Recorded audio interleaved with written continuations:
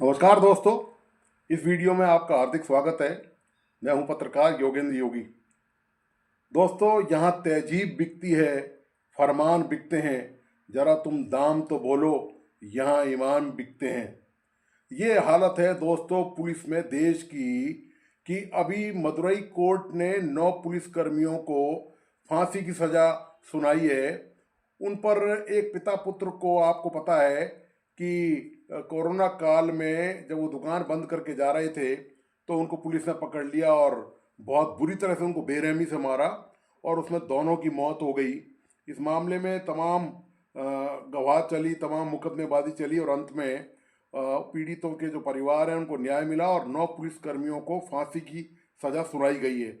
इसी तरह हरियाणा में आपको पता है कि एक मामले में एक युवक के की हिरासत में मौत के मामले में कई पुलिसकर्मियों पर हत्या का आरोप जो है वो अब साबित हो गया है और उन पर अब मुकदमा चलाया जाएगा। इन फैसलों की दोस्तों अभी स्याही सूखी भी नहीं है कि पिछले 24 घंटे के दौरान देश के अलग अलग हिस्सों से पुलिस का वही बर्बर चेहरा, पुलिस का वही क्रूर चेहरा फिर सामने आ गया है। वही पुलिस व्यवस्था, वही वर्दी, वही खाकी पर दाग पे दाग लगातार लगते जा रहे हैं।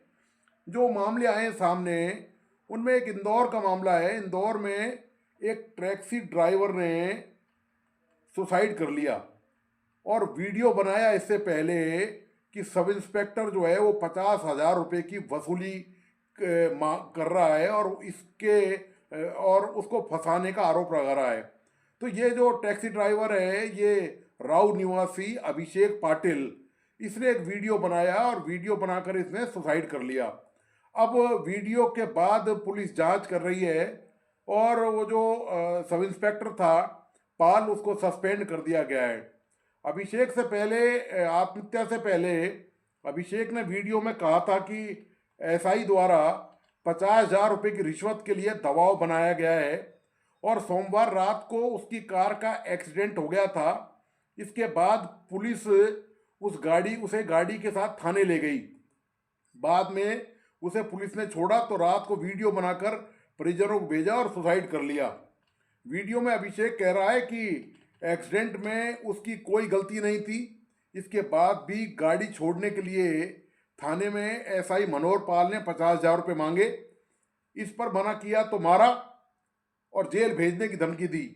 यह भी कहा कि राजेंद्र नगर थाना ले जाने वाले पुलिसकर्मी और टीआई का व्यवहार ठीक था, लेकिन एसआई पाल ने बदतमीजी की। एक्सीडेंट में दूसरे की गाड़ी छोड़ दी क्योंकि वह पाल का परिचित था। वीडियो में अभिषेक कह रहा है कि उसकी गाड़ी की आगे चल रही कार ने अचानक ब्रेक लगा दिया था, इसके चलते टैक्सी भिड़ गई। कार के ड्राइवर ने 25,000 रुपये मांगे थे। मैंने गाड़ी सुधरवाने की बात कही लेकिन मैं नहीं माना और पुलिस बुला ली। इस मामले में एसपी निधि सक्सेना का कहना है कि एसआई मनोहर पाल को सस्पेंड कर दिया गया है। सवाल वही है दोस्तों कि क्या अभिषेक को न्याय मिलेगा? क्या आरोपी पुलिसकर्मी पर आत्महत्या के लिए मजबूर करने का मुकदमा चलेगा? पता नहीं दोस्तों क्या होगा। इसी तरह दोस्तों जो दूसरा मामला पिछले 24 घंटे के दौरान सामने आया है वो भी पुलिस की हरकतों को बेनकाब करने वाला है कि पुलिस का तंत्र किस कदर तानाशाह बन गया है देश में, वर्दी की आड़ में, ताकत की आड़ में, कानून की आड़ में।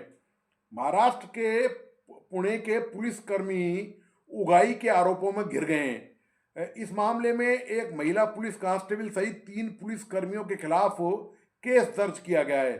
आरोप है कि इन लोगों ने एक स्कूल प्रिंसिपल को झूठे पॉस्को एक्ट में फंसाने की धमकी दी, उससे 7 लाख रुपए वसूल लिए। लेडी कांस्टेबल सोशल मीडिया पर रील स्टार के रूप में मशहूर है।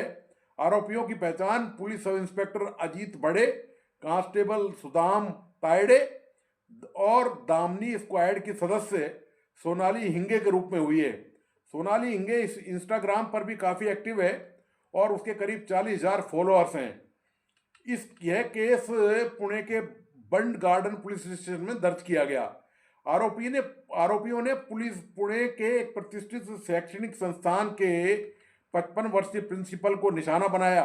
उन्होंने प्रिंसिपल को यह कहकर डराया कि उसके खिलाफ पॉक्सो एक्ट के तहत गंभीर मामला दर्ज किया जाएगा।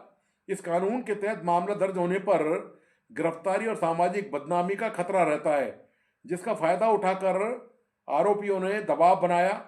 आरोपियों ने पुलिस की वर्दी और पद का दुरुपयोग करते हुए प्रिंसिपल को यह भरोसा दिलाया कि अगर वह पैसे दे देंगे तो मामला सेटल कर दिया जाएगा और उन्हें किसी कार्रवाई का सामना नहीं करना पड़ेगा।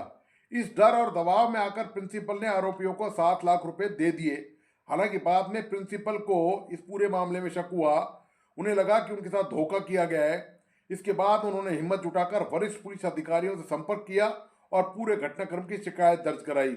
जांच के दौरान यह भी सामने आया कि आरोपी पुलिसकर्मी स्कूल में गुड टच बैड टच जागरूकता कार्यक्रम के नाम पर पहुंचे थे।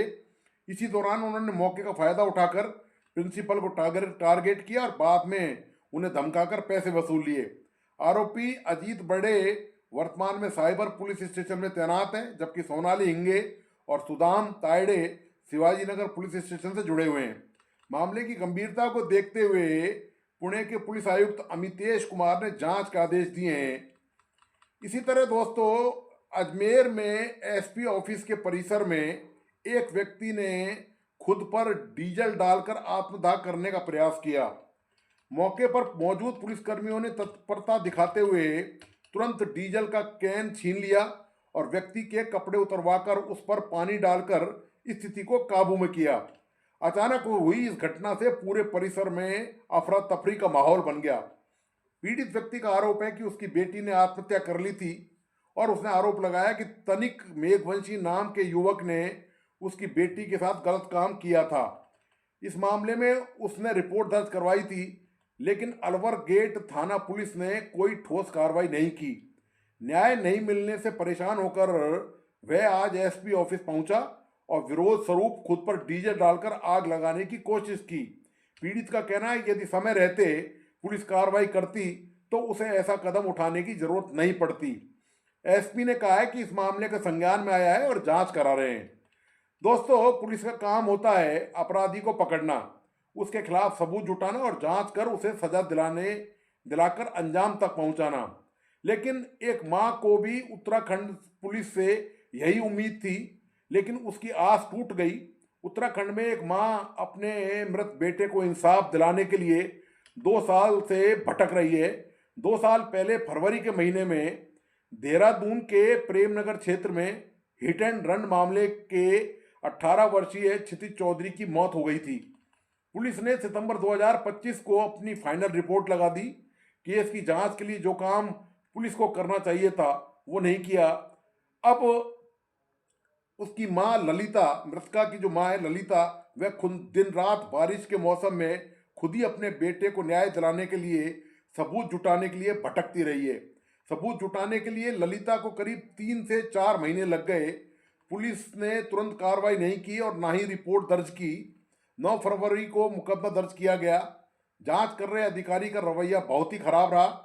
पुलिस अधिकारी ने ललिता से कहा कि उनके पास कोई जादू की छड़ी नहीं है, अगर उनके पास कोई सबूत है या उन्हें ट्रक का नंबर पता है तो वह मुझे दें। इसके बाद ललिता ने यह समझ लिया था कि पुलिस इस मामले में कुछ नहीं करने वाली। ललिता ने आसपास के तमाम सीसीटीवी कैमरे जांचे। कई दिनों तक तलाश के बाद उन्हें एक्सीडेंट का सीसीटीवी फुटेज मिल गया। दुखियारी मां जैसे तैसे आरटीओ ऑफिस पहुंची और करीब 10 ट्रक के नंबर हासिल किए जो वहां से उन्हें मिले। ललिता चौधरी ने वह सीसीटीवी फुटेज जांच कर रहे पुलिस अधिकारी को दिया, लेकिन तब भी पुलिस ने इस जांच में कोई तेजी नहीं दिखाई। ललिता ने देहरादून के एसएसपी प्रेमेंद्र डोभाल से मुलाकात की और अपनी पूरी व्यथा बताई। शिकायत सुनने के बाद देहरादून एसएसपी ने प्रेमनगर थानाध्यक्ष को इस मामले में दोबारा जांच करने के निर्देश दिए हैं। ये दोस्तों हालत है, ये तस्वीर है पूरे देश में पुलिस की। ये कहीं एक जगह का मामला नहीं है। और ये तो दोस्तों वो मामले हैं जो लाइमलाइट में आ चुके हैं, जो सोशल मीडिया के जरिए या मुख्य मीडिया के जरिए सामने आए। प्रतिदिन देश में ऐसे दर्जनों मामले होते हैं जहां पर पुलिस का रूप जो है वो अत्याचारी के रूप में सामने आता है। आदमी थाने में इसलिए जाता है, परेशान हैरान होकर कि उसको न्याय मिलेगा, उसके साथ जो अत्याचार हुआ है, उसके साथ जो जाति हुई है, जो बदसलूकी हुई है, पुलिस उसकी मदद करेगी। लेकिन होता यह है कि पुलिस तो खुद यमराज की तरह काम करने लग जाती है और वहां पर जो पीड़ित व्यक्ति है उसी के साथ पुलिस दुर्व्यवहार करने में, उससे लूट खसोट करने में पुलिस कोई कोर कसर दोस्तों बाकी नहीं छोड़ती है। देश में कितने ही कानून बना दिए।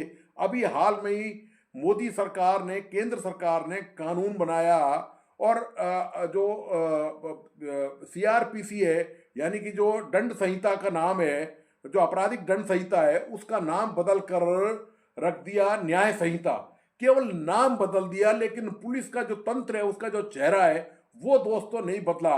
उस पर कितनी धूल, क्या अब तो उस पर कीचड़ जमी हुई है और उस कीचड़ और धूल की सफाई कोई भी सरकार नहीं करना चाहती, क्योंकि उसी छुपाव में उनके नेताओं के सत्तारूढ़ पार्टी जितनी भी हैं देश में, वो पुलिस को अपने इशारे पर नचाती हैं। और पुलिस अधिकारी इसलिए नाचते हैं, मजबूर होते हैं, क्योंकि उनको पोस्टिंग का लालच होता है। और पोस्टिंग का लालच का मतलब ये होता है कि ऐसे इलाकों में जहां ज्यादा से ज्यादा कमाई हो सके, ज्यादा से ज्यादा माल वसूला जा सके और ज्यादा से ज्यादा आतंक फैलाया जा सके।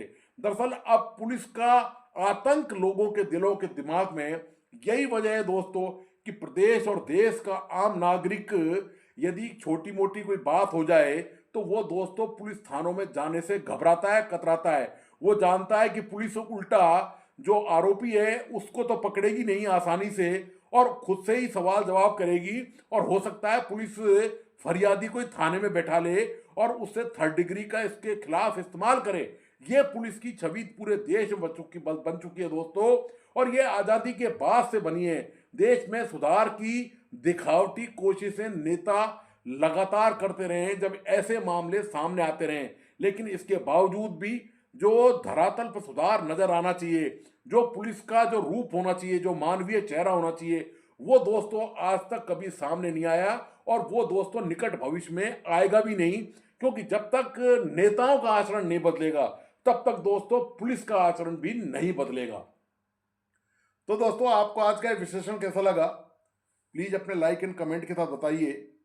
इस वीडियो को अपने दोस्तों और परिजनों को जरूर शेयर करें। मेरा तमाम दोस्तों से आग्रह है कि प्लीज़ इस YouTube चैनल को लाइक करें, सब्सक्राइब करें और बेल आइकॉन का बटन जरूर दबाइए।